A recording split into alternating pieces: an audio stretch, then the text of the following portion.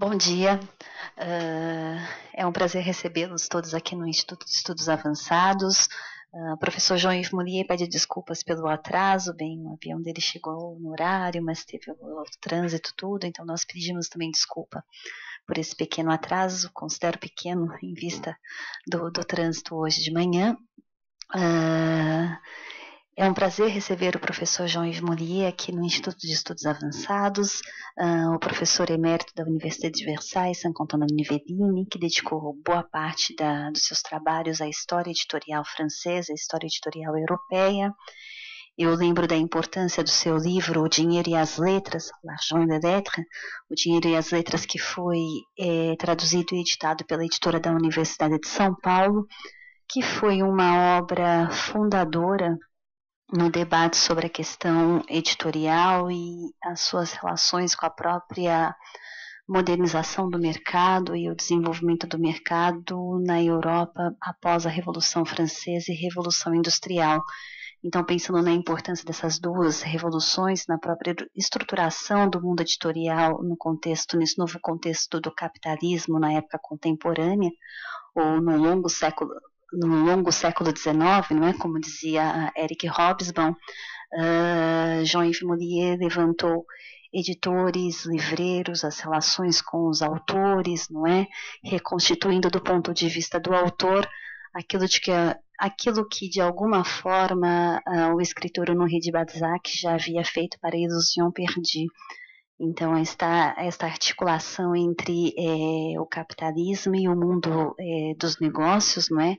E, de outro lado, o mundo do jornalismo, o mundo dos livros, da poesia, dos romances e assim por diante. Ele continua essa obra. É claro que do Dinheiro e a Letra, a pesquisa se desdobrou na história de vários editores que são fundamentais para se compreender o campo editorial francês nos séculos XIX e XX, por exemplo, Harmattan, por exemplo, Robert Laffont, Larousse, entre outros. E essa pesquisa ela se desdobra também, foi editada aqui no Brasil, traduzida para o português e editada pela editora FAP, Unifesp e EDUSP, em Edição, Imprensa e Poder na França no século XX, no qual ele passa a avaliar a forma como esse mercado ele se reorganiza, ele se sistematiza no pós-guerra, ou seja, após a Primeira Guerra, até o final do século XX, pensando já não em termos da formação das grandes casas editoras com seus verdadeiros cavalheiros de indústria, tal como eles se configuraram ao longo do século XIX, mas agora refletindo sobre a formação dos grandes conglomerados industriais, nos quais o lugar dos livros acaba sendo, às vezes, ocupando, às vezes, um espaço bem pequeno perto das outras mídias, não é? Então, essas transformações que nos conduzem até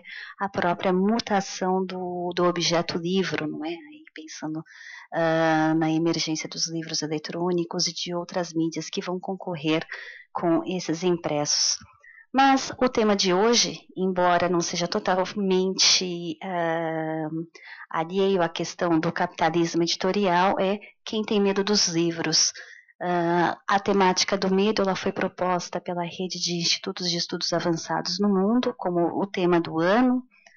Muitos acharam até curioso o tema, não é? Até nós refletimos bem e concluirmos que o medo é uma tônica, não é? No nosso mundo, em diferentes esferas da sociedade, em diferentes esferas da nossa vida. E desde que eu vi o tema, essa questão, não é? Quem tem medo dos livros, que nós podemos pensar tanto o medo dos livros, mas o medo contido dentro dos livros. Eu mesma contei a história numa das minhas colunas Bibliomania da Rádio USP, é a história de um livro que tem por título Este Livro que Mata, não é? Le livre qui fait mourir, donc.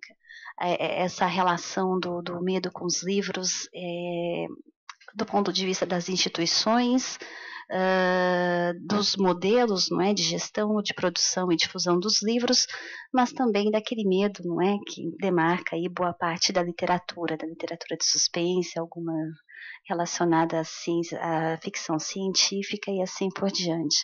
Bom, já me alongo demais, queria dizer que é uma honra recebê-lo aqui no IEA e espero que todos também aproveitem dessa presença do professor Jean-Yves Molière. Muito obrigada. Bom dia e obrigado, Marisa. Bom dia a todos. Obrigado por essa apresentação tão generosa. Enormes desculpas pelo meu atraso. Vocês que são paulistas sabem que quando chove, os motoristas não conseguem dirigir depressa. Eu estava na hora no aeroporto, não foi atraso de voo. O problema foi a chuva, me perdoem. Então, hoje, conforme disse a Marisa, eu resolvi falar sobre a questão da censura e a conferência se chama justamente Quem Tem Medo do Livro ou dos Livros. Será que hoje em dia um livro ainda assusta? Como introdução, eu gostaria de ter como ponto de partida um grande romance francês, que é O Vermelho e o Negro, do Stendhal, que vocês devem conhecer. Esse romance que foi adaptado para o cinema com Gérard Philippe, que é um grande ator dos anos 50. Nesse romance do Stendhal, nós assistimos a uma cena curiosa. Um pai de uma família, o pai do herói em questão, do Julien Sorel, ele vê o filho dele em cima de uma árvore lendo um livro. Normalmente, ele devia ficar contente, porque ele acaba de encontrar um trabalho para o filho, que vai ser empregado como professor, como preceptor de crianças, professor da escola primária, ele foi empregado pela escola da cidadezinha. Ou seja, o pai devia ficar contente por ver esse seu filho estudando, porque é graças ao fato de ele ter sido alfabetizado que ele pôde encontrar um trabalho.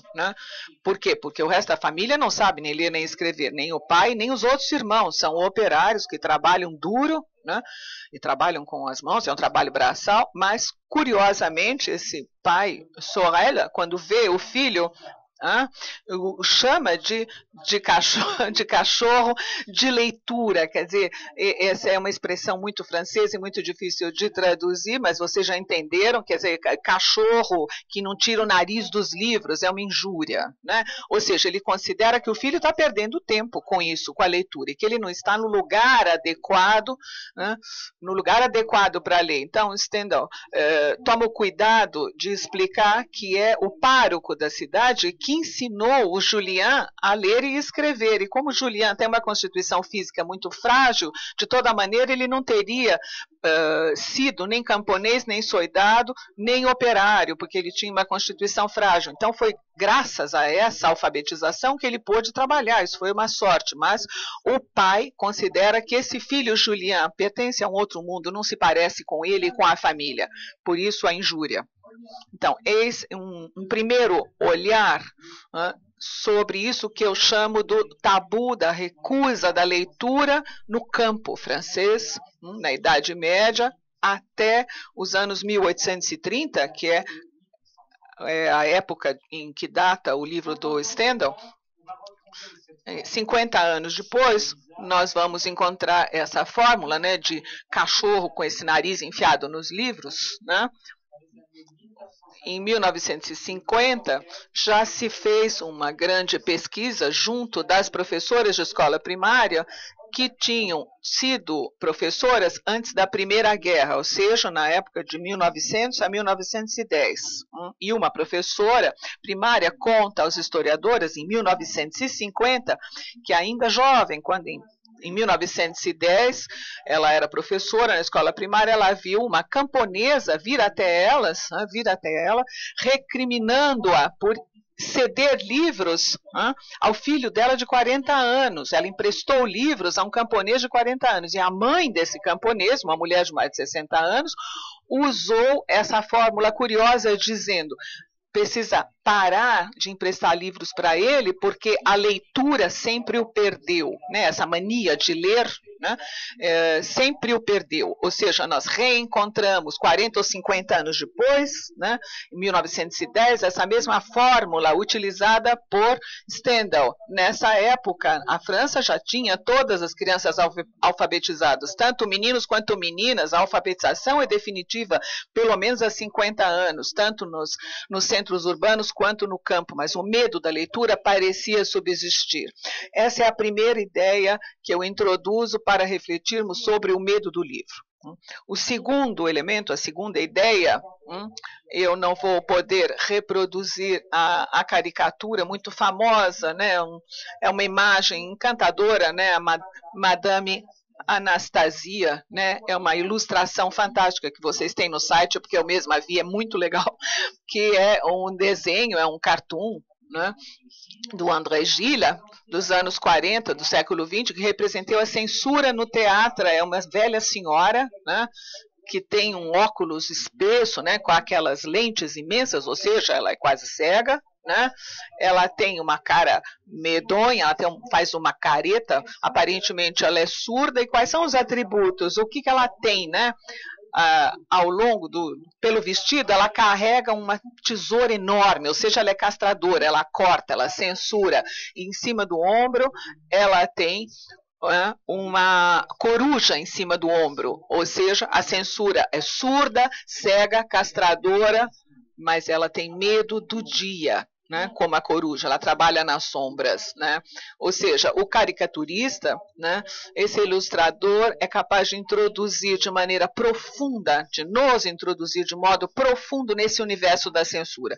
A censura, de modo geral, não se aplica, não tem a ver com as leis. Os juristas, aliás, separam cuidadosamente a censura, que é sempre uma medida que vem antes das leis, que não se aplica a um corpo de texto, e eles distinguem isso da repressão judiciária, que essa sim pode exercer uma censura em nome da lei, em nome de uma lei política, de uma lei da esfera do policial. Ou seja, a censura é, consequentemente, algo que pertence ao domínio do aproximativo, do que não é dito. Nós sabemos o que ela é, mas tampouco sabemos defini-la de modo preciso.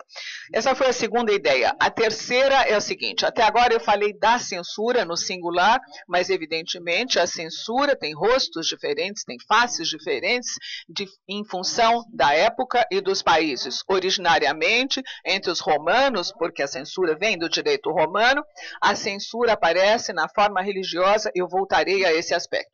Mas rapidamente, a censura se revestiu de aspecto político, e eu não preciso explicar a brasileiros e brasileiras o que foi a censura durante a ditadura militar. Ela assumiu então um sentido político, mesmo que isso não seja privilégio do Brasil. A França também conheceu, na época da monarquia, na época dos imperadores Napoleão I e III, a França conheceu a censura, e mesmo durante a Segunda Guerra Mundial, né? Poucos países escaparam da censura política. Terceiro rosto que a censura pode assumir, terceiro aspecto, a censura pode ser de ordem moral, ou seja, isso acontece, na maior parte das vezes, como ela se apresenta, né? Ela pertence à esfera do que é proibido, da interdição, né? Não se pode fazer tal ou tal coisa, porque isso violaria a moral. Os antropólogos, como Claude Lévi-Strauss, que muito trabalhou no Brasil, né? Todo mundo conhece o Lévi-Strauss, diz que todas as sociedades têm, no mínimo, uma proibição moral idêntico, que é a famosa proibição do incesto. Não há sociedade que autorize o incesto, ao menos, né, do que sabemos hoje, né, que os antropólogos nos transmitem. Nós sabemos que a censura pode assumir esse rosto.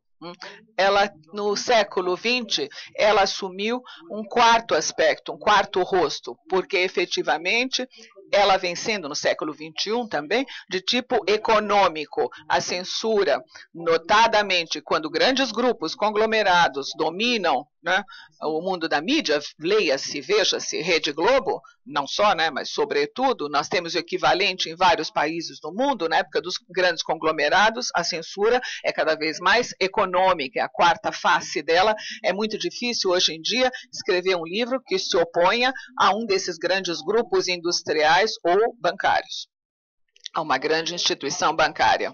Depois dessa rápida introdução, né, fazendo a pergunta, quem tem medo dos livros, quem ainda tem medo dos livros no século XXI, ao passo que desde 1945, notadamente graças às grandes campanhas promovidas pela Unesco, todos os países do mundo, né, estabeleceram um acordo por aplicação de programas de alfabetização, qualquer que seja o país, qualquer que seja o continente, que eu saiba, não há mais nenhum país que proíba a alfabetização. Bom, Bom, se nós olharmos mais de perto, todos os países concordam em alfabetizar os meninos, mas no Afeganistão matam-se meninas que se atreverem, que tiverem a cara de pau e a coragem de frequentar a escola. Eis aí a ilustração para vocês na tela. Vejam na tela a famosa senhora Anastasia, né? Anastasie. Eis a descrição com o desenho, né, do André Gide.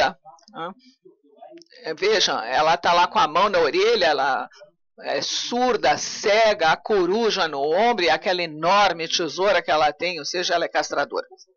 Então, hoje, efetivamente, quase todos os países estão de acordo em aplicar um plano de alfabetização de meninos e meninas, quase. Ou seja, pode-se esperar um recuo da censura. Então, agora, na segunda parte, falaremos das formas mais recentes. Voltando à primeira parte, as formas mais antigas de censura, né, na primeira parte. Como eu disse, a censura aparece em Roma, os historiadores nos dizem em 443 antes da nossa era, ou seja, século V, né? Ela é muito antiga, ela aparece na época da República Romana, antes de Júlio César, antes do Império Romano, e ela tem um aspecto muito interessante, né, que justamente vem daí o termo censura. Os cidadãos romanos pagam um imposto chamado censo, né? Esse imposto varia não em função do ganho da pessoa, como imposto de renda, né, como no Brasil, como na França. Esse imposto varia em função da categoria à qual se pertence. Se a pessoa pertencer à nobreza equestre, se pagará mais imposto do que se pertencer às camadas mais modestas da população. O censor, né, aquele que controla o censo, tem o poder de aplicar o atributo de ignomínia, né, àqueles que tentassem, né, subir no extrato social. Ou seja, a pessoa podia querer em Roma pagar mais imposto para pertencer a categorias sociais mais elevadas, mas o censor podia, né, castigar com essa ignomínia, né, essa pessoa, ou seja, a pessoa passa a ser marcado com o selo da infâmia, né? Ele passa a ser classificado com essa ignomínia, ele passa a ser marcado para o resto da vida. Não precisa marcar como se fez com os bandidos na Idade Média, que você marcava com ferro em brasa, bastava essa marca moral e a pessoa passava a ser alguém excluído da sociedade. Ele deixava praticamente de pertencer à sociedade dos homens. Essa ignomínia não é típica só de Roma, né? Encontra-se isso em várias outras sociedades. Há paralelos que vocês podem traçar com outras sociedades antigas, por exemplo, na América Latina. Há várias outras, Roma é só um exemplo clássico. Depois, na Idade Média, 1400, 1500, a censura assume uma forma religiosa, mas mais precisa, e sobretudo no momento da Reforma Protestante, no momento em que a cristandade é atingida pelo aparecimento de reformadores, que um reformador, sobretudo em nome da nova leitura, né, de uma outra leitura, relativamente à figura do Cristo, propõe uma reforma, de onde o nome, o primeiro desses reformadores foi Lutero, depois os dois mais famosos todos conhecemos, Lutero na Alemanha e Calvino na Suíça, depois houve outros, mas esses dois são emblemáticos e determinantes, e para lutar contra as reformas, a reforma protestante de modo geral, a Igreja Católica vai se distinguir, até então a igreja era uma igreja cristã, a partir dali rachas, né, tem um racha, e a igreja vai ser chamada dali em diante de Igreja Católica, e dali em diante ela vai inventar um catálogo, uma lista de livros proibidos, né, que foi chamado em latim, que é a língua da igreja, o Index Librorum Prohibitorum, né? Ou seja, o catálogo, a lista de livros proibidos pela Igreja Católica.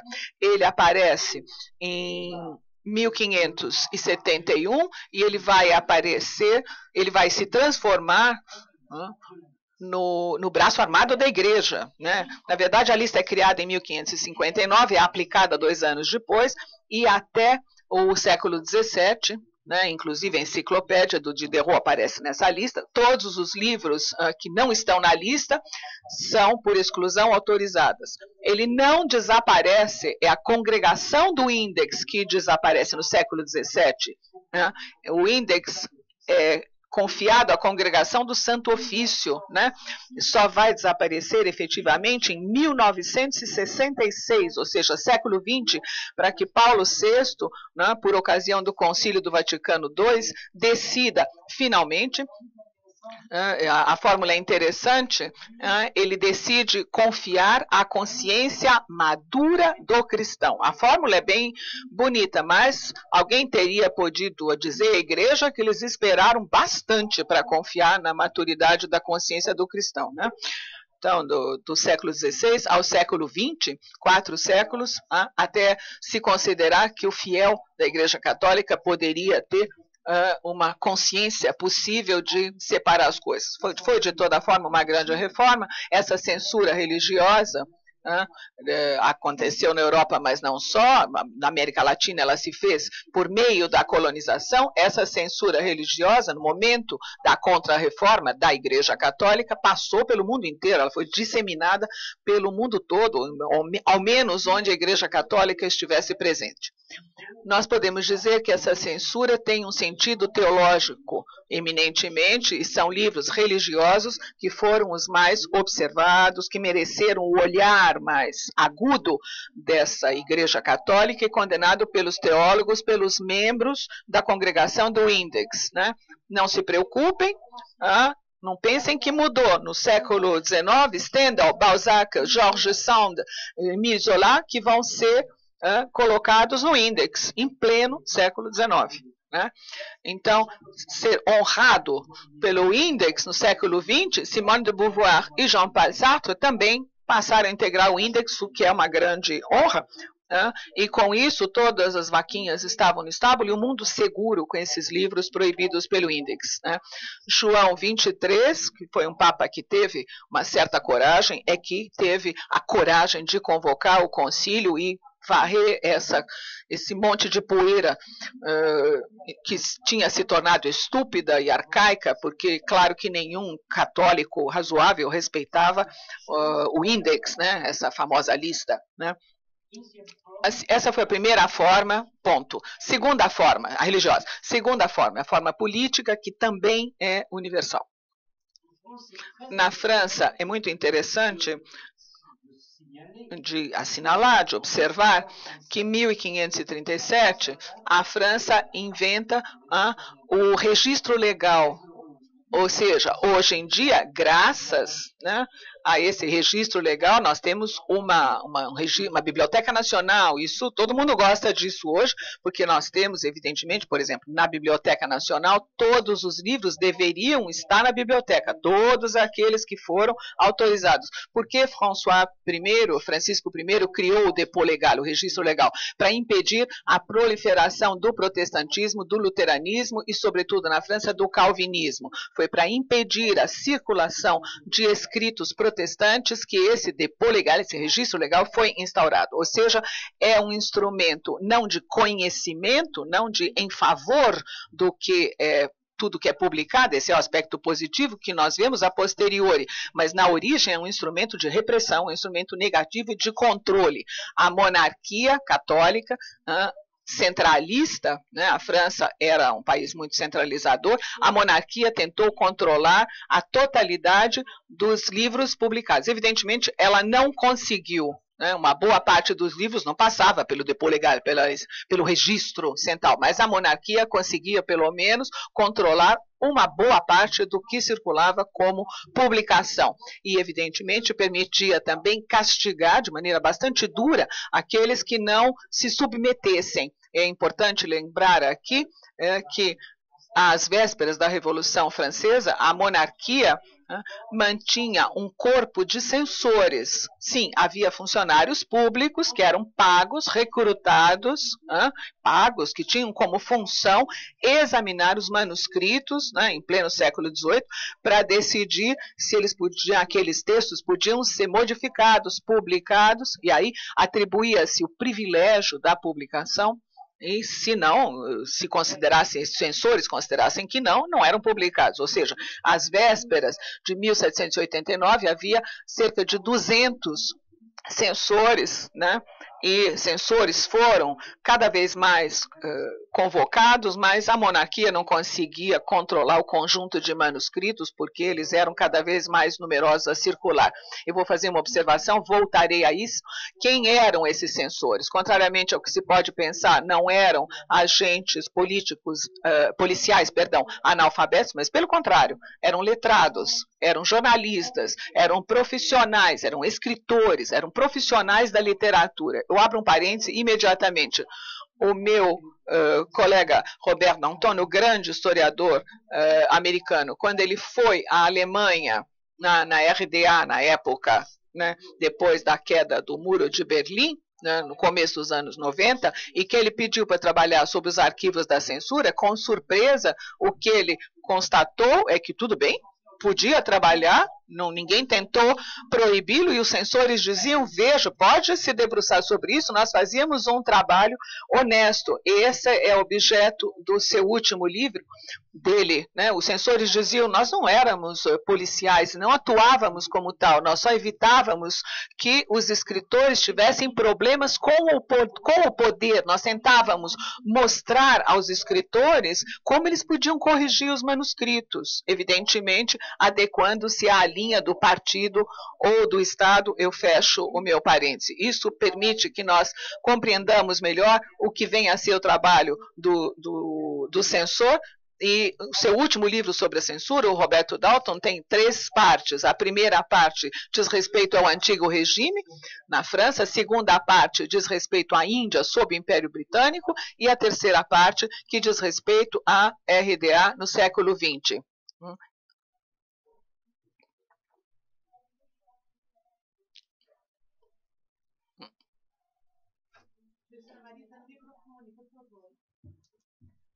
Só um parênteses para completar a informação dele. Esse livro do Darnington, ele foi traduzido para o português e foi publicado pela Companhia das Letras. Eu só não me recordo o título agora. Très bien, c'est une excellente.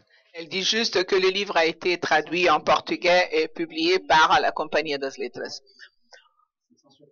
Alors, dá para perceber que essa censura política, e eu falei da França, mas ela existe em todos os países. O exemplo do livro do Darnington é só um exemplo mais presente no século XX, né? No século XVIII, então, voltando, havia essa figura dos censores. No século XIX havia inspetores e comissários da livraria. O Napoleão Bonaparte havia instaurado um sistema de enquadramento administrativo de todo esse universo do livro, e esse corpo de censores foi ressuscitado, mas de maneira muito oficial, com essa função de policiar, sobretudo no domínio da impressão. Eles eram chamados de inspetores ou comissores, dependendo do grau de funcionalismo público e do salário.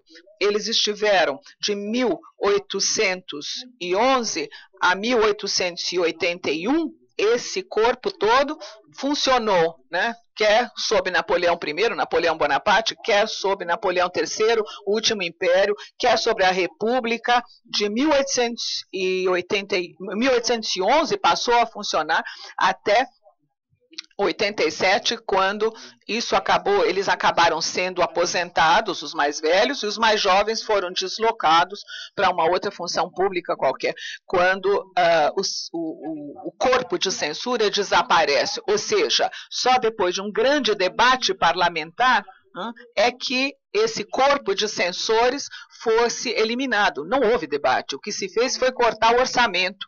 E na esfera dos espetáculos, teatro, cabarés, espetáculos, cinema, etc., foi preciso esperar na França o fim do ano 1905 para que a censura desaparecesse inteiramente. E, novamente aqui, nada de debate parlamentar, novamente um debate orçamentário. Os deputados decidiam que eles iam mais pagar pelos senhores censores. Se não tem mais orçamento, não tem censores. Mas foi uma questão orçamentária, não houve um autêntico debate, autêntico e verdadeiro, no qual os deputados teriam podido dizer: eu sou a favor da abolição da censura. Mesmo, isso significa o quê? Mesmo num país tão republicano quanto a França, tão liberal quanto avançado, como se nós estivéssemos em pleno início do século XX, tivéssemos medo de enfrentar de verdade, olhando nos olhos, essa questão da censura. Né? Falando o século XX, eu vou falar de alguns fatos muito conhecidos. A Alemanha nazista, né, com os autos da fé em Berlim, em 1933, livros de autores juízos comunistas que eram proibidos, e se um autor era juiz e comunista, aí tinha que tocar fogo no livro mesmo. Além desses autores, muitos outros, autores alemães antinazistas, né, autores que se consideravam ser um perigo para a juventude, esses livros eram queimados como pela Igreja Católica na Idade Média. Na Espanha também, é muito menos conhecido isso, mas no fim da Guerra Civil, quais foram as primeiras grandes vitórias e ações do Franco? Foi de queimar livros na Universidade de Madrid, sobretudo de filósofos, mas também escritores, né, de autores espanhóis, mas estrangeiros também. Isso é 1939. Né? Meus colegas espanhóis preferem não falar muito disso, autores espanhóis, mas não só, evidentemente isso é uma vergonha. E a França? A França não fica atrás. A França da Segunda Guerra Mundial, nós tínhamos uma lista chamada Autor, uma sigla, né? Era de autores censurados, autores judeus, comunistas, antifascistas. Foi 1940 uma primeira lista, 41 uma segunda lista, 43 uma terceira lista. E no Brasil, o Brasil da ditadura e a Argentina da ditadura, e o general Pinochet no Chile, qual foi uma das primeiras vitórias do Pinochet, depois de cortar as mãos do Vitor Halá, foi de queimar livros, né? De trancar os oponentes no estádio e de queimar livros. Ou seja, isso está muito perto de nós, tanto do ponto de vista geográfico quanto do ponto de vista cronológico. Nós estamos falando de 1973 a 1980. Nós temos aqui o medo do livro. Como militares, por mais obtusos que eles possam ser, os militares, como é que eles podiam pensar que eles conseguiriam, porque não é gente inculta, pode ser obtuso, mas não é inculta, como é que eles podiam acreditar que isso ia ser eficácia, que havia uma técnica passível de ser aplicada com sucesso, de exterminar? A gente pode rir e dizer: esses generais são uns imbecis, uns idiotas. Não, não, não, porque general de ditadura pode ser obtuso, mas de bobo eles não têm nada, né? E nem de iletrados. Eles não teriam chegado onde chegaram se fossem imbecis, se fossem completamente desprovidos de toda e qualquer inteligência. Ou seja, alguma forma de inteligência eles tinham que permitiu a eles chegar aonde eles chegaram. E hoje em dia, no momento em que nós estamos aqui conversando, nos momentos em que a Sharia, se preferirem, no mundo muçulmano, né, o que ela faz? Há livros que podem ser lidos, todos os livros? Não, nós sabemos que não. Vejam o que aconteceu com grandes escritores do mundo árabe, quantos foram assassinados. João Senac na Argélia, ele era francês, né? Ele não era nem árabe nem berbere, ele era francês, né? Ele tinha lutado no FLN, né? No exército argelino, ele ficou na Argélia pela libertação, né? Ele continuou lá porque ele se considerava a serviço do povo e argelino. Ele foi simplesmente assassinado. Por quê? Porque ele era um poeta homossexual e a poesia dele incomodava, né? Então, se disseram que, bom, faça o que quiser, mas para com isso, ele não conseguiu parar e pronto, foi assassinado. No Egito, o grande escritor egípcio, o Zola egípcio, não foi assassinado, mas ele foi vítima de um atentado que quase custou a vida dele, né? Ou seja, nós podemos notar que não é tão simples escrever de modo tão heterodoxo, ainda hoje, em pleno século XXI, né?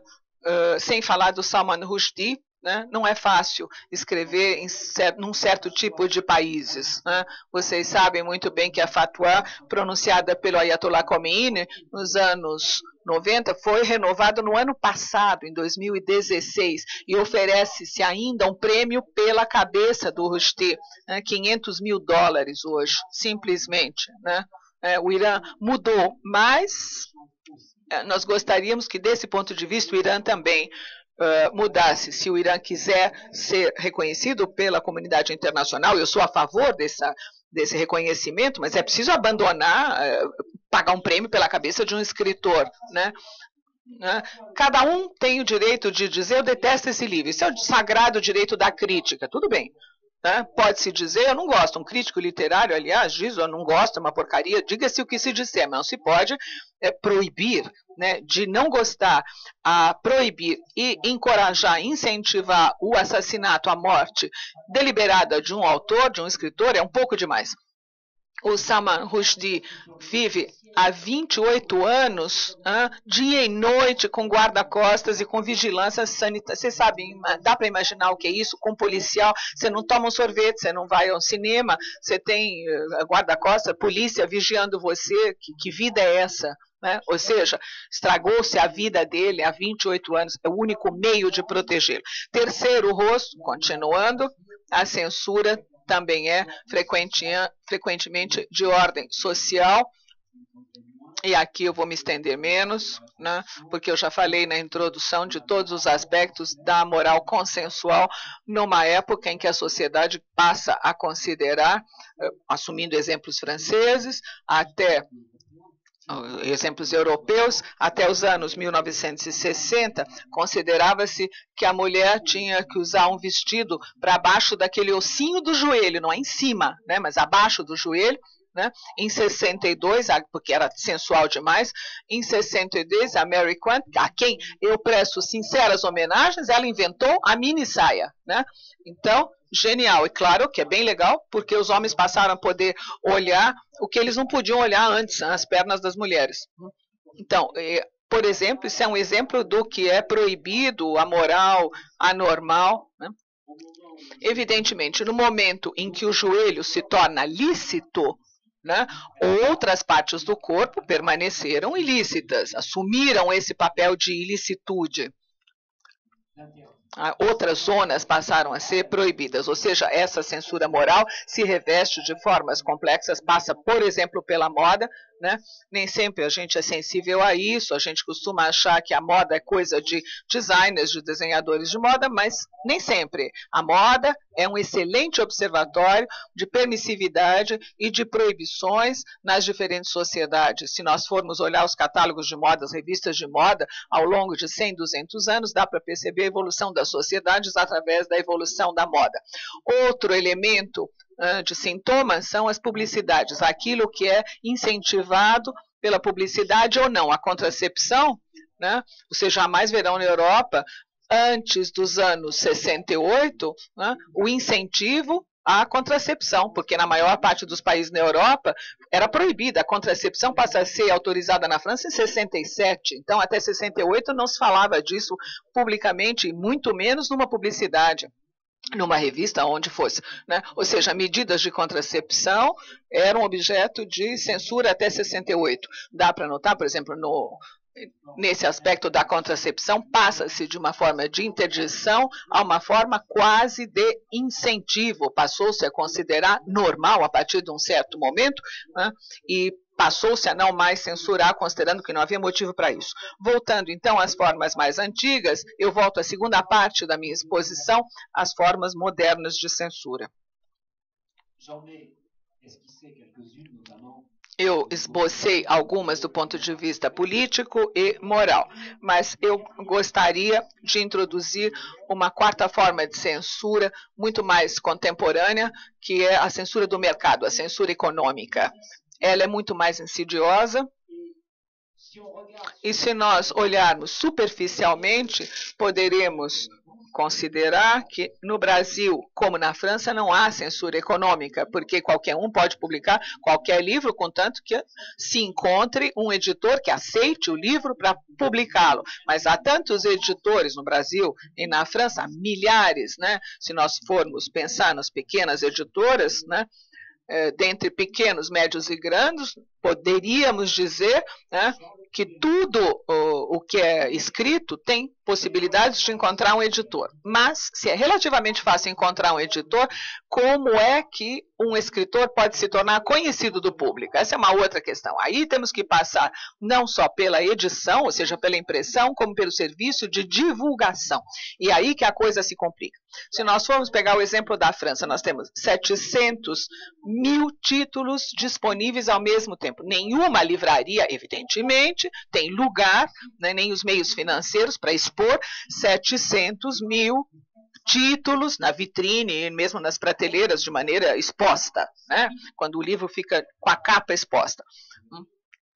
A maior parte das livrarias mostram, exibem, né, a capa de algo entre 20 e 50 mil livros na França. Ou seja, a livraria vai escolher os livros em função de critérios o quê? Estéticos, critérios objetivos? Não, não. Como é que vocês podem imaginar que um livreiro vai ler 700 mil títulos disponíveis? Não, isso é impossível. Ou seja, qual é o critério? Ele vai ouvir o conselho, a opinião de quem faz a divulgação. Ora, quem é que faz a divulgação? É quem representa as grandes editoras. Só quem é uma grande editora é que pode pagar representantes, né, de divulgação que vão visitar os livreiros para dizer, olha, daqui a 3 meses eu vou publicar o livro do meu amigo Nelson, que está aqui no fundo da sala, do lado direito da cabine, ou da Marisa, né, só os grandes grupos é que podem fazer esse trabalho.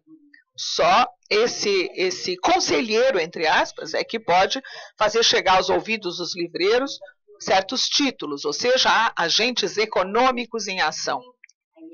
E mesmo aí, né, quando a gente fala da Amazon, eu posso comprar qualquer livro pela Amazon. Não é tão simples. E a intérprete que vos fala sabe disso. Não encontra, não.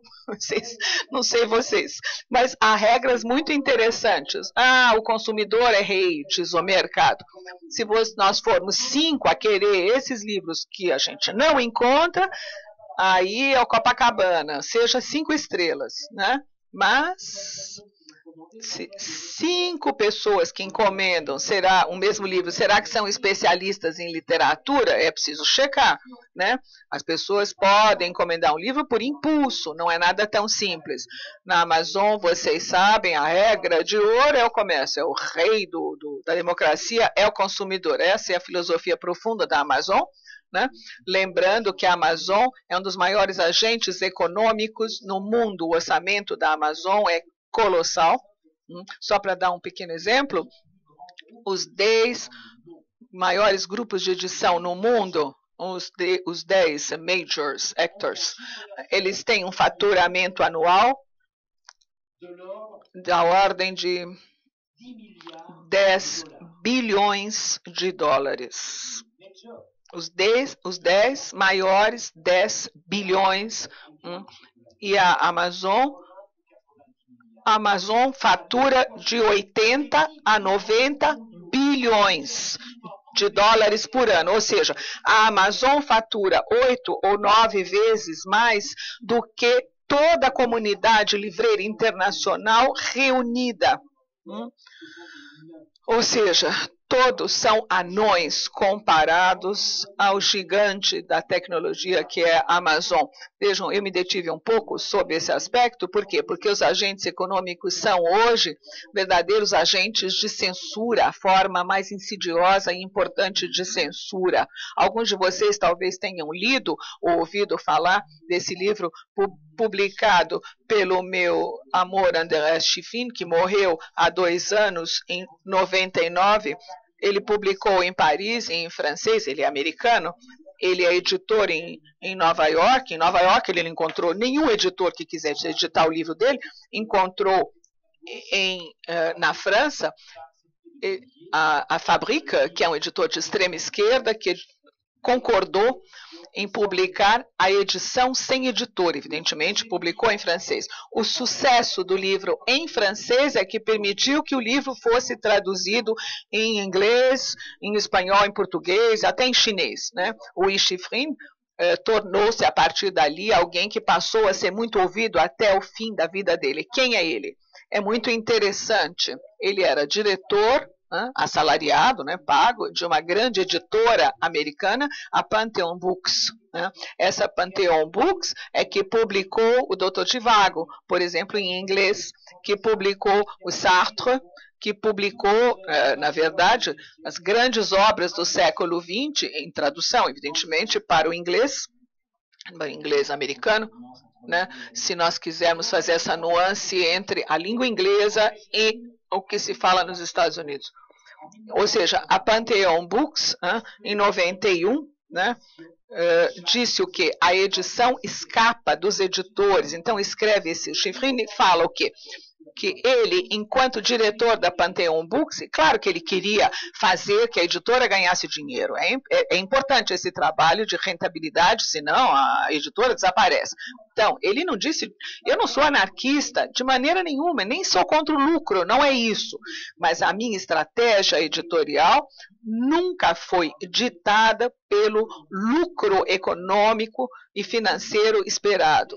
Né? Eu sempre considerei que a mim cabia e eu podia fazer escolhas e assumir certos riscos para permitir que o público pudesse ler grandes obras. As grandes obras sempre terão o seu público, encontrarão o seu público. Então, até 1990, disse o Shifrin, era possível conciliar os dois aspectos do trabalho de um editor, o aspecto mercantil, econômico-financeiro, e um aspecto intelectual, espiritual, e o editor era, até então, um homem duplo, ou seja, voltado para a mercadoria por um lado e para o espírito, para a mente, por outro. Falando do Lucien Febvre, justamente chamado L'apparition do livro, Aparecimento do livro, capítulo 4, o livro Essa Mercadoria, capítulo 8, o livro Esse Fermento. Na verdade, esses dois aspectos são indissociáveis. E o Shifrin acrescentou que o Diderot, né, tinha muito bem explicado que a lei da edição se confunde em 10 livros.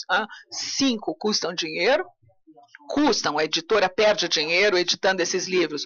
4 vão só equilibrar os custos, mas você tem um livro que traz um baita lucro, que permite que os 9 outros sejam publicados. E o trabalho do editor é, evidentemente, ter esse livro que permita consolidar, né, o orçamento da editora, as contas, mas graças a uma parte do lucro é preciso redistribuir isso, confiando em jovens autores, autores iniciantes, autores críticos.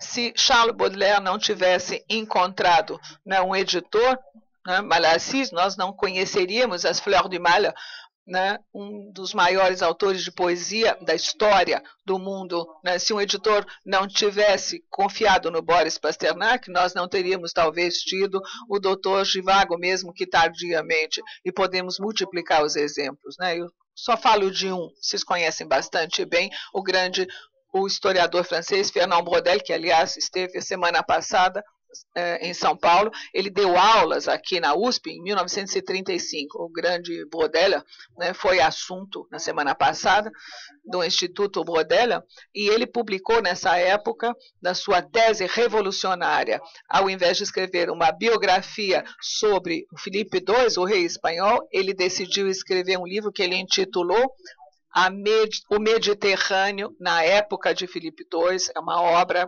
soberba e foi genial. Evidentemente, nós temos uma biografia do Filipe II nesse livro, mas o mais importante é quais foram os movimentos, né, dos homens, das mulheres, da política, da religião, da sociedade nessa época de Filipe II, né, nesse contorno do Mediterrâneo, na época em que Filipe II, filho do Charles Quint, foi rei. O editor vendeu 235 livros exemplares durante os primeiros anos. Depois, quando o livro ficou famoso, centenas de milhares de exemplares dessa obra soberba do Braudel. A primeira edição chinesa do Mediterrâneo na época do Filipe II foi publicada em chinês. 5.000 exemplares foram vendidos numa semana. A segunda edição foi novamente de 5.000. 10.000 chineses compraram em 15 dias a obra do Braudel, do Mediterrâneo na época do Filipe II, que cada um de nós deveria ter e ler. Evidentemente, por discutir tudo isso com o Braudel, quem teve o privilégio de compartilhar algo com ele sabe que foi preciso perder dinheiro né, com a primeira edição e ter o livro no catálogo. Um editor precisa ter essa coragem. O editor pode se enganar, ele pode sempre confiar num editor que vai se revelar medíocre, tanto o editor quanto a obra. Mas como saber antes, né? Como saber isso antes? É impossível. Então, Shifrina, nesse livro de 1999, a edição sem editor, né? Tudo isso estava desaparecendo, diz ele, porque os financistas assumiram o poder. Não são mais industriais que dirigem grandes conglomerados, grandes grupos editoriais, mas é um financista. Mesmo quando não há inflação, é preciso 12%, 15% de rentabilidade anual. No mundo da edição, no mundo editorial, é possível chegar-se a isso. Eu não preciso dizer a vocês quem são os editores brasileiros que têm 2 algarismos de faturamento no Brasil, mas também a gente sabe que esses livros vão rapidamente para a lata de lixo, serve para embrulhar peixe ou carne, e olhe lá. Mas eles terão tido esse faturamento. E o Shifrin explica que a partir do momento em que os financistas não têm senão esse objetivo, né, ou seja, o cimo, né, do balanço, eles leem a primeira linha, né? Eles não são assim tão inteligentes, eles não leem o balanço todo, eles leem a linha de cima, né? E olhe lá, eu estou exagerando um pouquinho só. Mas isso significa o quê? Eles têm o olho fixo num imperativo, né, num elemento maior, né? Qual é o valor de uma empresa, né? Ela deixa de ter contemporaneamente o valor, uma relação com aquilo que ela produz. Todo mundo aqui conhece a Nike. A Nike nunca fabricou nada. A Nike não produz nada. Alguns vão dizer, talvez ela não serve para nada. Verdade, não serve mesmo. Seria melhor que as crianças do Paquistão, que fabricam camisetas, ou como chama aquele negócio, desculpem, uniformes de futebol, e bolas, né, não fabricassem, porque se não fabricassem para a Nike, ganhariam muito mais. As marcas nem sempre têm uma fábrica. Qual é o objetivo? É financeiro, só. Os gigantes desse universo se transformaram em ases desse mesmo universo. Então, é bastante difícil encontrar um editor, e aí eu chego ao cerne desse aspecto insidioso dessa censura, né? Não, nós falamos já hoje aqui do catálogo, da lista de livros proibidos. Evidentemente, se o Lula ou a Dilma quiserem escrever um livro amanhã, eles vão encontrar um editor, porque eles são suficientemente conhecidos, e o livro será publicado. Mas se alguém quiser expressar o mesmo tipo que ele, sem ter um nome no mercado, será que vai encontrar um editor com facilidade? Talvez, mas um editor marginal com relação ao grande circuito. Ou seja, levar certas obras ao conhecimento é um problema que não diz respeito só ao Brasil ou à América Latina, isso diz respeito a todos os países. Ou seja, a censura econômica tornou-se algo extremamente forte e poderoso. Dando alguns exemplos sobre a França. Há alguns anos, o Carman Levy, que é uma grande casa de edição, uma grande editora, né, tinha que publicar o François Pinault. Esse cidadão é proprietário do La Redoute, uma grande marca, do La Forêt na África, grande loja. Ele é um proprietário da grande FINAC, que todo mundo conhece, que é um elemento de difusão cultural, e a FINAC fez chegar aos ouvidos do editor que ele não precisaria colocar aquela biografia nas prateleiras. Moralidade, resumo da ópera, o contrato foi rasgado, o livro não foi publicado, e a biografia do François Pinault nunca foi publicada. Alain Delon, que todo mundo aqui conhece. Ele sempre fala dele na terceira pessoa. Ele fala Alain Delon, porque ele tem um ego tão grande quanto, bom, enfim, bastante desenvolvido. Ele ficou sabendo há alguns anos que um livro seria publicado sobre ele. Exigiu ver o script, né, porque ele mesmo autoriza as biografias do Alain Delon. O livro não foi publicado. O último exemplo, o Pierre Assouline, que é um crítico literário, escritor parisiano, de Paris, publicou uma biografia sobre o Marcel Dassault, né? O Marcel Dassault é um grande negociante de armas, né? Ele, muito esperto, o que ele fez? Mandou comprar todos os exemplares à venda, né? O autor ganhou muito dinheiro, porque o Marcel Dassault mandou comprar tudo, mas ninguém leu, né? Na verdade, de maneira um pouco mais nobre, pelo menos esse censor tomou uma atitude mais nobre, mandou comprar, mas é uma forma de censura, ele não queria uma forma de biografia não autorizada. Vocês acham que é fácil escrever nos Estados Unidos, escrever uma biografia do Donald Trump? Eu não tenho lá muita certeza. Espero que o Michael Moore faça um filme para nós, né? Daqueles que ele faz, né? Aparentemente ele está trabalhando nisso atualmente. Ótimo, podemos confiar nele, ele é tão conhecido que ele não vai poder ser censurado. Vocês conhecem os filmes dele, mesmo quando ele fala ao PDG da Nike para ir ao Paquistão para ver o que acontece ali, né?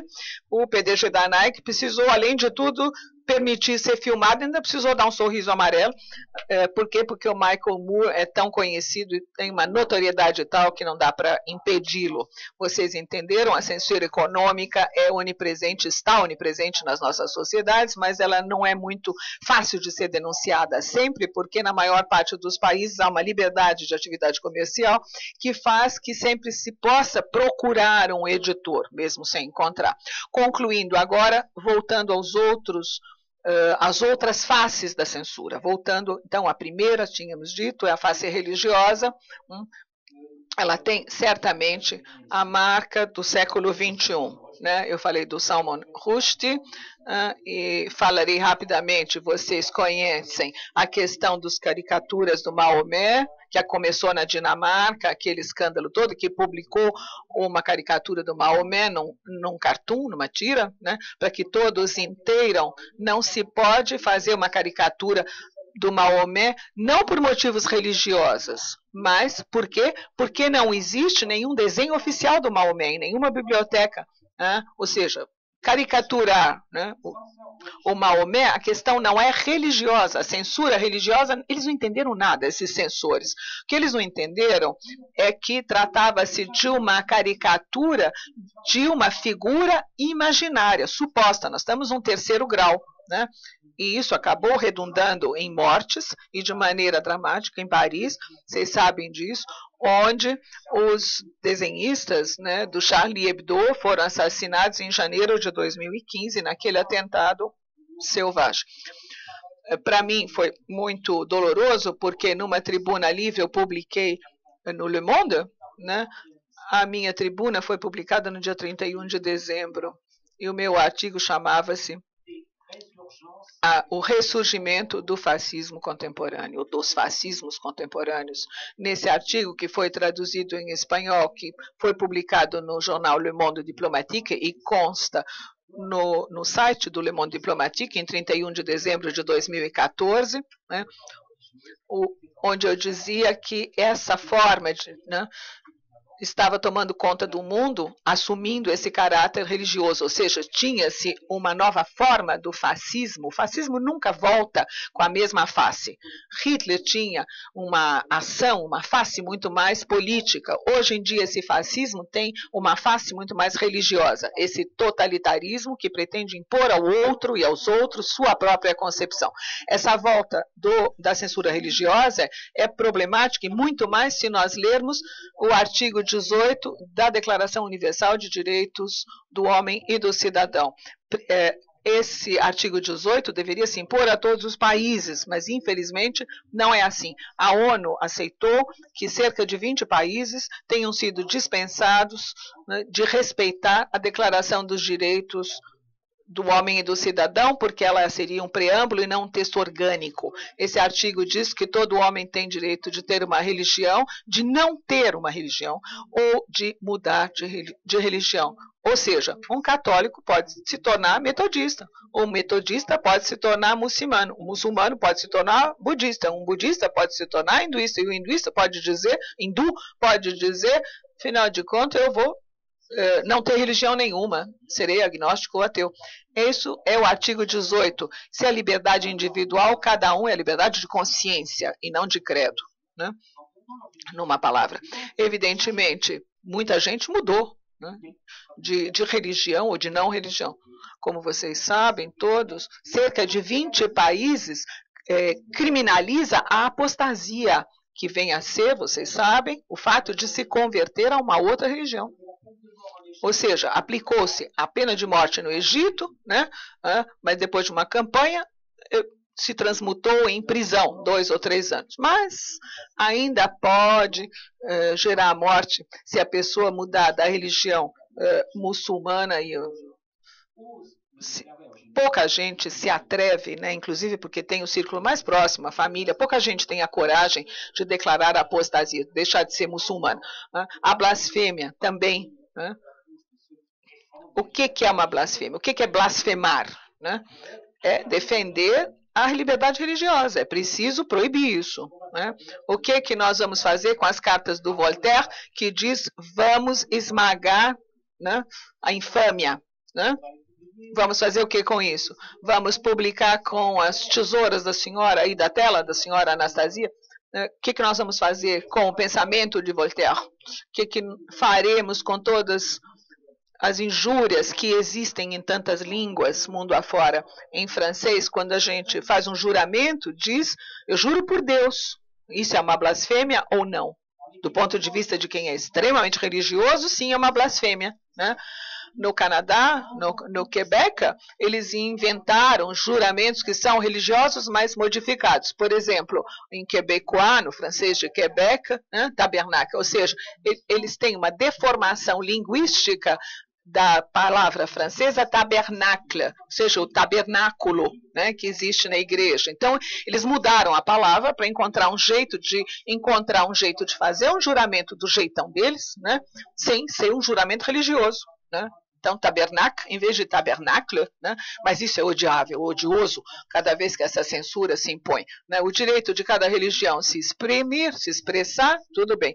A mim não incomoda que uma religião procure ter adeptos, faça proselitismo, mas cuidado, é preciso lembrar que a religião do lado, a religião vizinha, também tem esse direito de ser missionária, de fazer proselitismo do seu Deus, enfim, procurar novos conversos. Essa volta do religioso, cada um aqui sabe, no mundo árabo-muçulmano, mas não só, né, hoje temos imensos problemas, mundo afora, em vários pontos, porque o que aparecia como liberdades que se transformavam universais, por exemplo, a possibilidade de meninas irem à escola, isso está fazendo marcha ré, né? Nós estamos sofrendo uma regressão.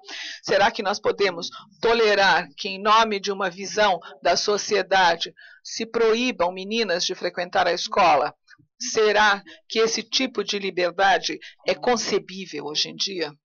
Será que nós podemos aceitar que se deem todas as liberdades aos inimigos da liberdade? Eu não acredito nisso. Eu não posso acreditar. Eu penso que efetivamente é preciso impedir aqueles que querem impedir o acesso de meninas à escola. É preciso, ao contrário, admitir a eles o direito de poder publicar textos que digam por que as meninas não deveriam ir à escola.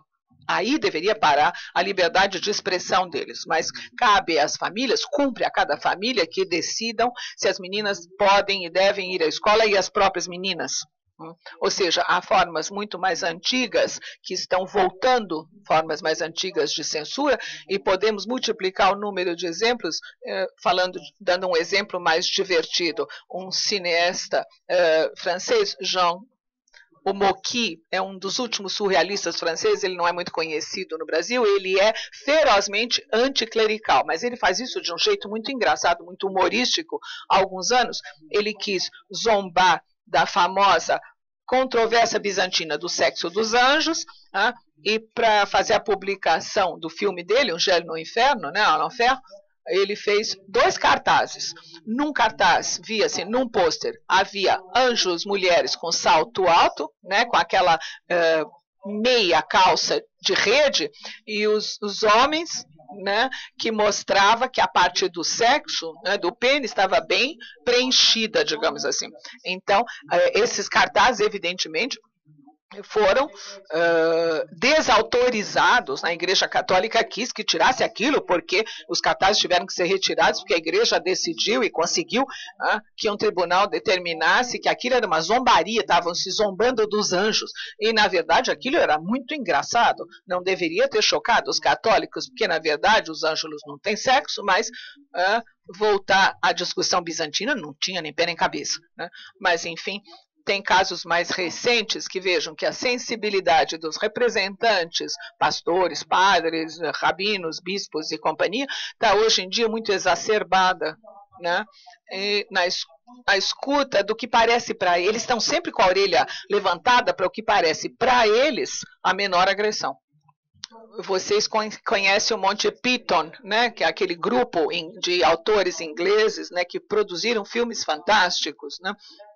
Em um dos maiores filmes do Monty Python, ou Python, não sei, tem aquela cena famosa do Cristo na cruz cantando uma música dos Beatles, né, com os outros dois que estão nas outras duas cruzes, perdão. Vocês acham que hoje, né, esse filme seria autorizado na Inglaterra? Talvez, porque a Inglaterra é anticatólica e antipapista. Na França, não, seria considerado blasfematório. E não é anti-blasfematório, só é engraçado, é muito divertido. Hoje em dia estão nos obrigando a penetrar num mundo, o mundo está ficando chato, triste, à beça, né? E eu chego à minha conclusão, como disse o Cervantes, são cavaleiros da triste figura, né? Que terão sucesso. Nós precisamos reivindicar o direito de rir. Podemos rir de tudo, porque Montesquieu disse isso de maneira única, definiu muito bem o que é próprio do humor, é falar de modo grave, de coisas simples e de zombar das coisas sérias. Isso é o humor. Né? Num segundo grau, evidentemente, a distância crítica, a inteligência. Nós estamos atualmente fazer o possível e o impossível para nos impedir de vivermos assim.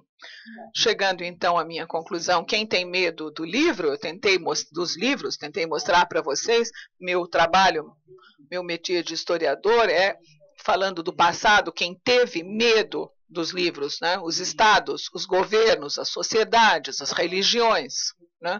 Pelo menos algumas que são majoritárias, né? Facetas da sociedade que são majoritárias na formação da opinião pública, as empresas, e eu concluo por aí, né? Os problemas bastante sérios do líder do Wikileaks, o Assange, né? Que acaba de obter na Suécia o abandono das investigações e do processo, mas o coitado continua morando na embaixada do Equador, porque a polícia inglesa vai enfiá-lo num avião e mandar para os Estados Unidos, Washington, vocês sabem, 30 anos de prisão no mínimo. Qual foi o crime do Assange? Eu não vou fazer nenhum comentário sobre o ego imenso do Assange, que parece com o Alain Delon, mas qual foi o crime do Assange? Ele divulgou informações que todo mundo deveria conhecer. Ou seja, o que ele fez foi necessário e indispensável.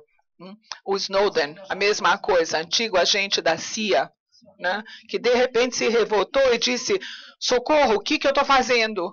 Né, o que nós estamos fazendo? Eu estou vigiando meus pais, meus amigos, né, todo mundo, né, e decide divulgar por online o que não era para pôr. E vocês viram a covardia dos estados ocidentais, que não tiveram sequer a coragem de cortar nem por 24 horas relações formais internacionais com os Estados Unidos. Nenhum embaixador se atreveu, mas nem simbolicamente por 24 horas. Né? O Obama mandou espionar a Angela Merkel, François Hollande, o Obama tinha uma cara simpática, né? Todo mundo gostava tanto dele, todo mundo ficou tão contente quando um negro foi eleito, foi legal, foi simpático, mas cuidado, foi embaixo da administração dele que a espionagem diplomática dos aliados aconteceu.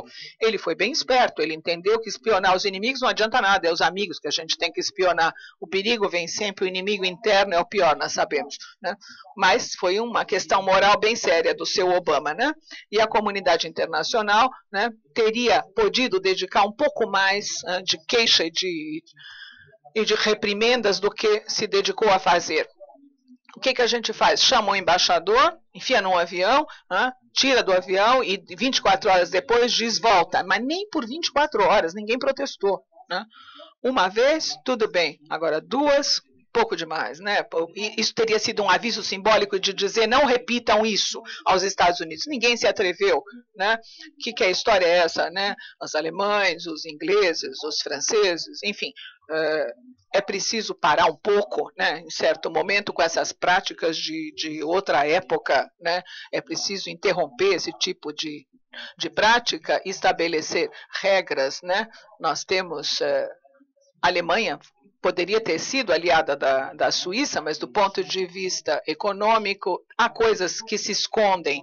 Enfim, vocês entenderam?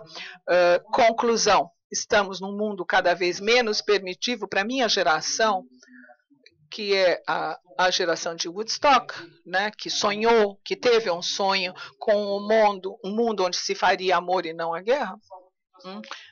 Isso sem nenhuma nostalgia, falo isso sem qualquer nostalgia, porque cada época tem os meios para resolver os problemas que ela mesma coloca sobre a mesma, mas é hora de dizermos, tem alguma coisa que não está muito bem, né? Não está muito correto, está na hora de acertarmos um pouco isso e abrirmos um espaço, né, para rir e sorrir e expulsarmos esses cavaleiros da triste figura, para que possamos pensar que cada um é juiz de sua própria conduta, evidentemente sob a reserva do respeito à lei. E voltando ao fundo da questão, e essa é a minha conclusão conclusiva, eu considero muito bonita essa carta apostólica que suprime, em 1966, o índex e decide confiar à consciência, eu repito a expressão, madura do fiel. Isso é a homenagem do vício à virtude, ao censor que entende efetivamente que uma parte da censura é ineficaz e, por outro lado, compreendeu que homens e mulheres são maduros, são adultos para decidir cada um o que eles podem ler. Muito obrigado a todos, estou aberto às perguntas de vocês.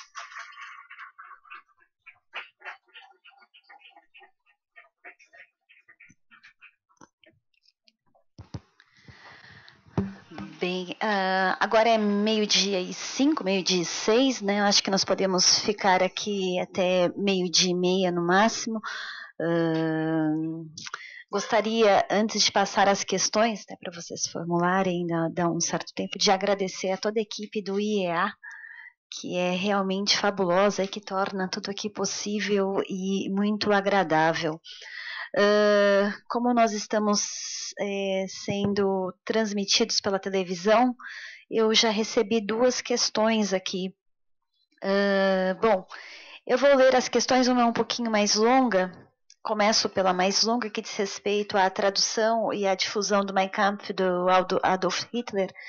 Então, a Eliane Paz, que é doutora em letras pela PUC-Rio, pesquisadora da história do livro no Brasil.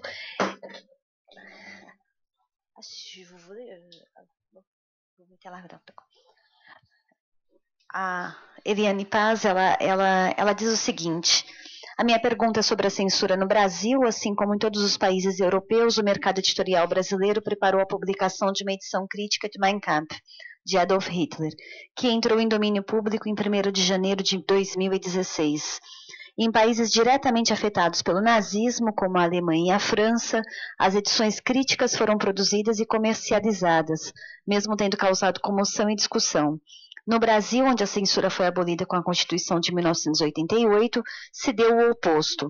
A primeira e única edição crítica comentada em português de Minha Luta foi proibida por lei de ser produzida, divulgada e comercializada. Em contrapartida, as edições originais, sem comentários, continuam sendo vendidas livremente online, havendo inclusive a possibilidade de baixá-las em PDF. Donde minha questão: de que tipo de censura estamos falando nesse caso? Religiosa, política, moral, econômica? Por conseguinte, por que consideramos válido criticar os regimes fascistas e fundamentalistas por censurar e queimar livros, mas nos abstemos de questionar que regimes democráticos como o brasileiro continuem decidindo o que seus cidadãos podem ou não ler? E eu passo a outra questão, que é mais rápida. O Salvador...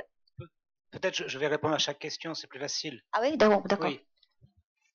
Cette question qui... Então, essa pergunta feita e que me foi feita na França já, e eu respondi nos jornais e na televisão.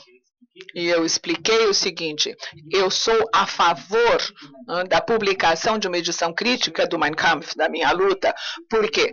Por motivos ligados à Segunda Guerra Mundial, os livros que fazem apologia do fascismo e do nazismo foram produzidos por um certo número de anos. Isso foi normal em 45, nas condições de 1945. Mas hoje, em plena época da internet, não se consegue impedir a circulação de um livro. De toda forma, o Mein Kampf, como ela disse, está disponível na internet, em sites favoráveis às ideias do Hitler. Né? Ou seja, sites que vão, em princípio, acrescentar comentários favoráveis para edulcorar, para suavizar as partes mais duras desse livro e, naturalmente, vangloriar, defender outros aspectos. Né?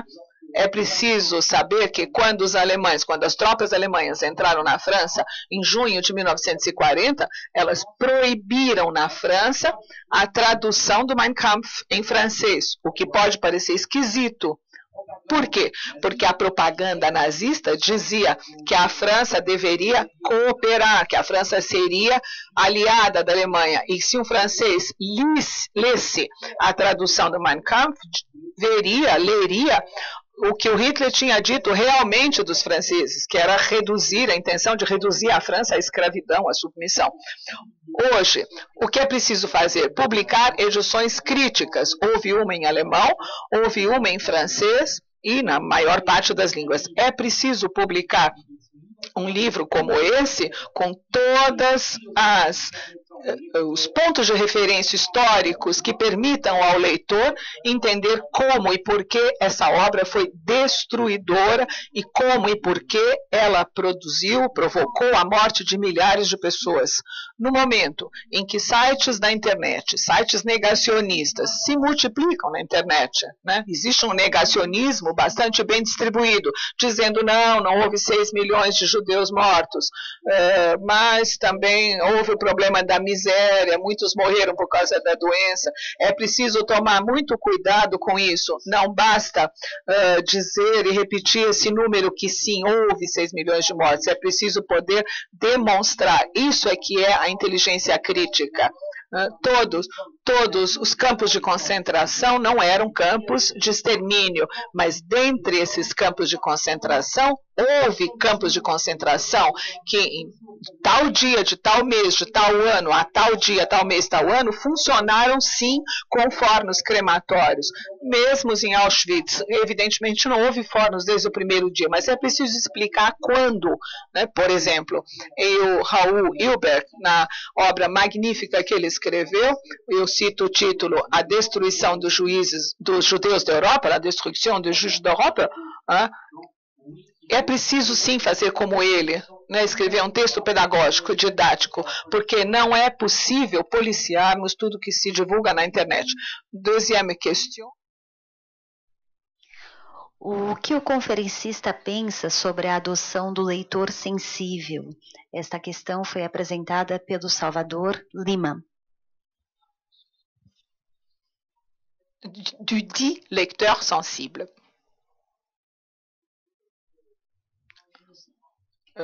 Moi non plus, je traduis à la lettre, je n'ai jamais entendu parler de lecteur sensible. Alguém sabe, dentre os presentes, o que é leitor sensível para explicar para ele?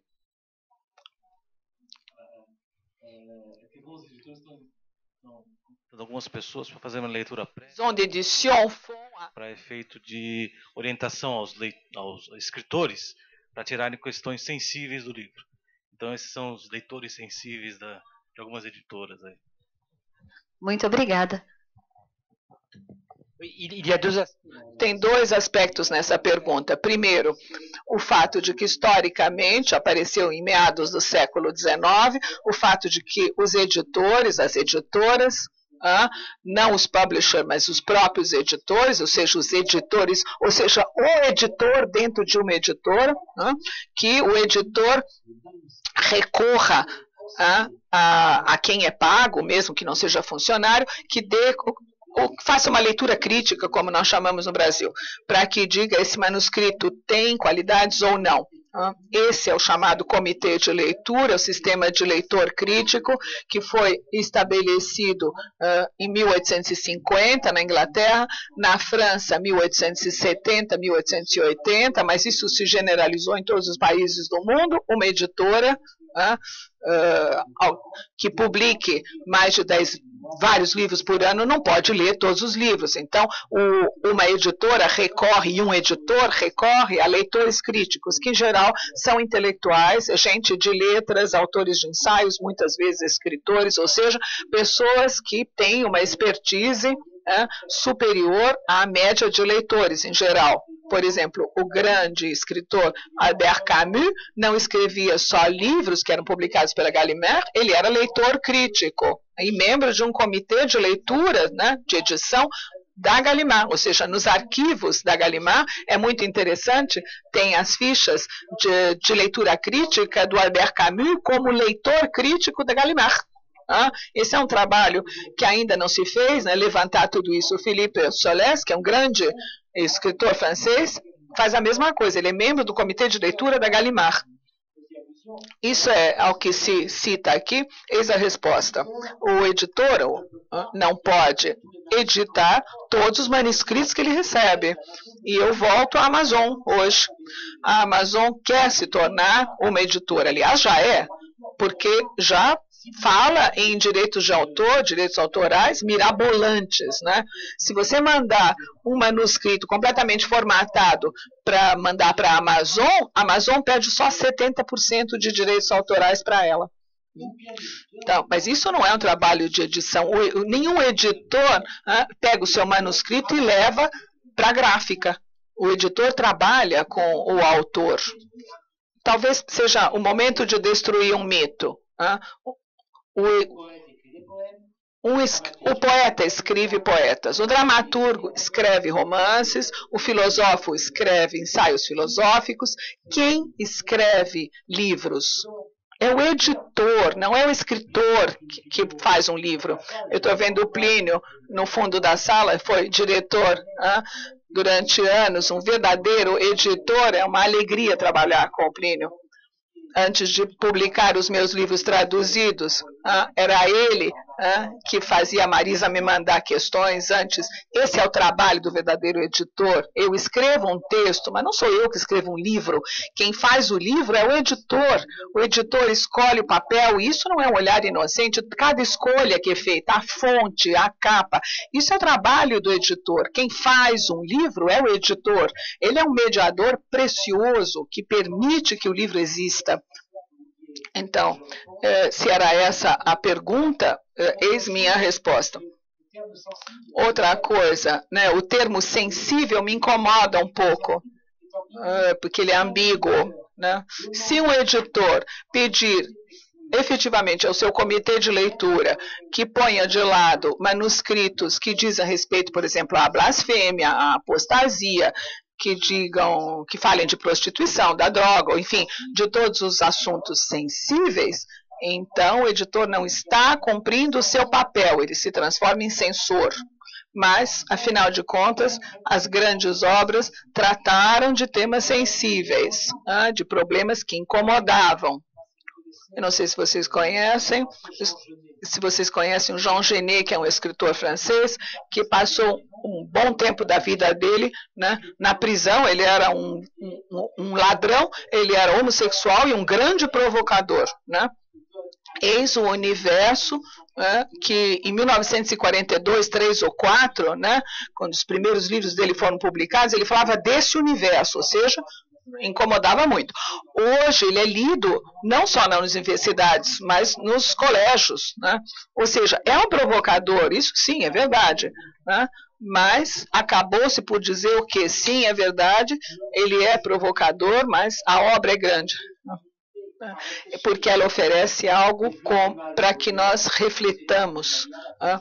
As Fleurs du Mal faziam apologia da droga, né? Mas hoje em dia as Fleurs du Mal são um livro lido e estudado no mundo todo, On the Road, né?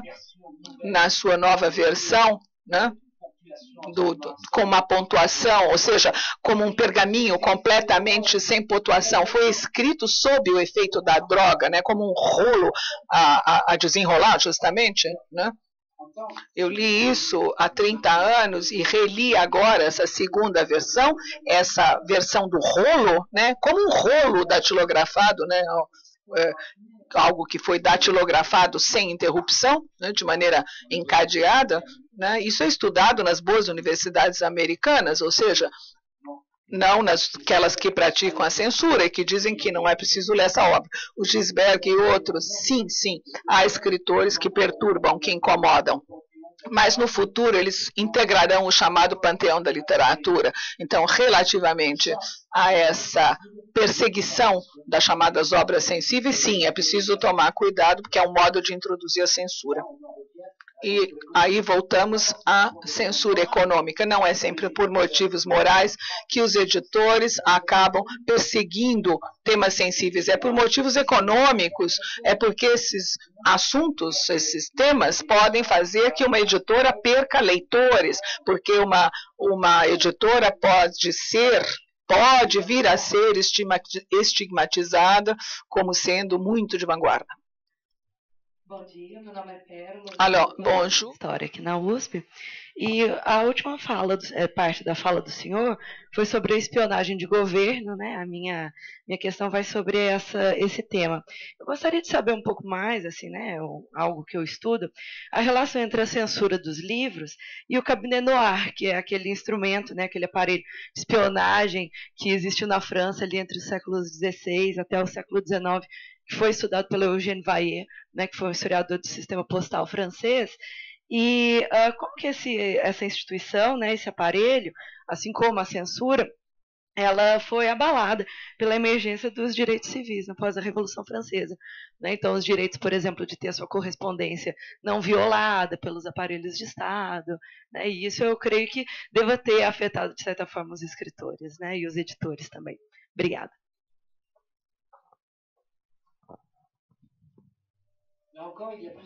Uma vez mais, aí nós temos vários aspectos que permitem responder à sua pergunta. Primeiro deles, eu não falei disso aqui, a censura, ela provoca sempre no escritor a vontade o anseio, né, de contorná-la, de tapeá-la. Né? Durante a Guerra Mundial, o Louis Aragon pediu aos escritores que fizessem essa literatura de contrabando, né? Ou seja, retomar poemas da Idade Média, né?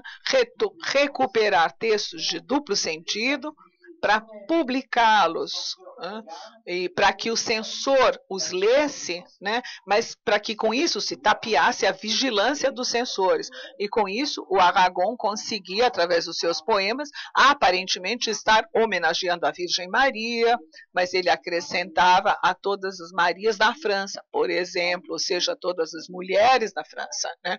E com isso dá para perceber como através dessa figura da Virgem, cada mulher da resistência francesa estava sendo homenageada. Recuando mais no passado, na época do Voltaire, também se sabia tapear a censura, né? Tapear o cabinet noir. Um dos meios era inventar um editor. E dizia-se, então, que o livro Cândido, né, o Candide de Voltaire, tinha sido publicado em Amsterdã, e tinha sido encontrado no bolso do paletó do Dr. Randolph. Assim, a censura poderia imaginar que a obra, apesar de ter sido impressa na França, tinha sido introduzida, né, por quem tivesse levado de modo clandestino, passado pela fronteira, quando, na verdade, não tinha sido impresso na Alemanha, tinha sido impressa em Lyon ou qualquer cidade da França. Ou seja, sempre houve múltiplos meios, né, de tapear a censura. Os escritores, por exemplo, para as comédias, vaudeville, melodramas, né, de 1811 a 1905, não se podia representar, né, permitir que fosse levada à cena uma obra que não tivesse passado pela censura, né? Tinha azul e vermelho. O censor usava 2 canetas. Então, os grandes escritores faziam o quê? Sabiam perfeitamente que era melhor não provocar o censor, senão ele passava a caneta vermelha. Então, era preciso encontrar subterfúgios para passar pelas malhas da censura. E ao lado disso havia um outro meio. No meu meio de pôr em cena é que se colocava ao vivo frases que tinham sido cortadas pela censura. Não era sempre fácil, porque um inspetor da polícia ia lá sentar no teatro para assistir à peça. E o diretor de sala de espetáculo sempre sabia que os inspetores de polícia eram corruptíveis, como em qualquer país, em qualquer época. Bastava pagar uma taça de champanhe, apresentar uma moça bonitinha para acompanhá-los, para fazer que eles não ouvissem, né, as frases mais perigosas fossem faladas no palco e que não estivessem no texto. Ou seja, apesar da criatividade da polícia, dessa inventividade, porque a polícia recorre a tudo o que os escritores fazem para melhorar suas técnicas. A polícia nunca foi tão científica como hoje em dia, e no futuro ela será ainda mais científica do que hoje. Apesar de toda a imaginação da polícia, da inventividade, os escritores também têm meios de contornar a censura. Lembram, na União Soviética, né? Os textos eram datilografados em 3 exemplares, cada exemplar era dado a um amigo que datilografava 3 ou 4 outros e assim se multiplicava, né? E era um circuito de leitores. A polícia intervinha, mas não conseguia eliminar tudo. Muitas obras foram divulgadas assim, né? Os amigos divulgavam. Os padres e ancenistas de Paris tinham utilizado essa técnica 20 anos antes da Revolução Francesa, sem que a polícia tivesse jamais conseguido saber quem era a equipe que redigia o jornal Novos Eclesiásticos. Claro que eram padres heterodoxos. Perdão. Eles encontraram um meio de formar uma rede, apesar do Cabinet Noir, de tapear o controle, a censura e transmitir suas ideias. Ou seja, eu confio na extraordinária capacidade de inventividade do ser humano. Mas cuidado, as polícias estão cada vez mais sofisticadas e com os meios modernos de vigilância, elas dispõem, evidentemente, de ferramentas bastante sofisticadas. No cinema, tem um filme muito bonito, que é Fahrenheit 451, belíssimo livro, evidentemente, na origem, mas o filme também é muito bonito. Vocês se lembram que, vocês sabem, se os bombeiros se transformarem em piromaníacos, né, pirômanos, e queimarem as nossas bibliotecas, nós teremos que conhecer de cor as grandes obras, cada um de nós vai saber de cor. Eu vou decorar, talvez, não o Dr. Zhivago, mas o Capital do Karl Marx, não, é muito gordo, né, muito grande. Melhor alguém jovenzinho com bons neurônios para recortar ou dividir em vários jovens para decorá-lo. Ou seja, o Fahrenheit 451 é uma obra de ficção, mas fala de problemas muito atuais. Ainda o perigo de que se queimem livros, né? Isso ainda pode acontecer. Aliás, é o tema dessa palestra, dessa conferência. Quem tem medo dos livros? Na França, mas eu ainda estou trabalhando nessa questão durante a ocupação alemã, nas bibliotecas, e independentemente do poder de ocupação, sob pretexto da ocupação, moralistas providenciaram a destruição de centenas de romances leves, sob pretexto de moralidade, né?